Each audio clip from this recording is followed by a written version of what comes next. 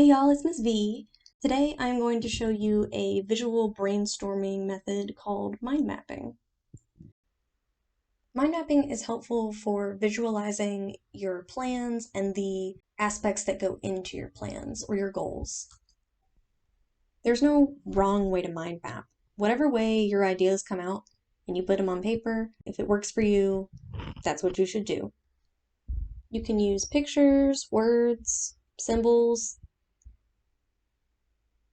It's kind of like a family tree too when you think about it.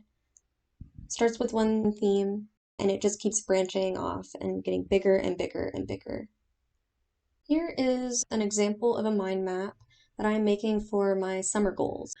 First thing I'm going to do with my overarching theme is break it down into categories. Taking care of myself, self-care, seeing family, continuing learning and self-development just as a human.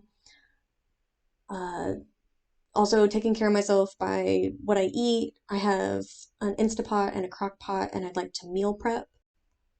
I'd also like to learn new recipes.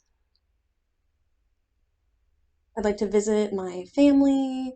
I'd like to research sign language, art therapy, and art education, because those are things that I'm passionate about. I've put on almost all of my mind maps time management and balance, because that's something that I always need to kind of keep practicing.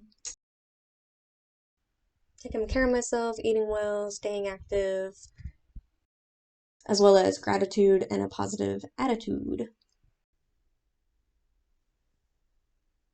And there it is. It's a rough draft of what I'd like to do over the summer. Then I can start finding the connections in my goals. Art therapy and self-care could go together. Time management and balance goes with self-care. Really, all of it ties in really nicely to what I would like to accomplish in a 2-month time period. My maps are good for planning projects, tasks, thinking about what your priorities and responsibilities are. For instance, chores. So I'm making one about cleaning my house, starting with the overall theme of cleaning and breaking it down into rooms. So bedroom, what do I need to do? Bathroom, what do I need to do?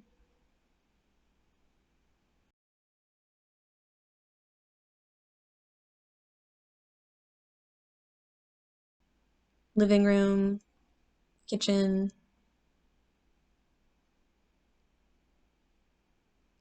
So it's one overall thing, break it down into categories, and then break that down into tasks, break it down into little things. And it helps me get a lot of my projects done.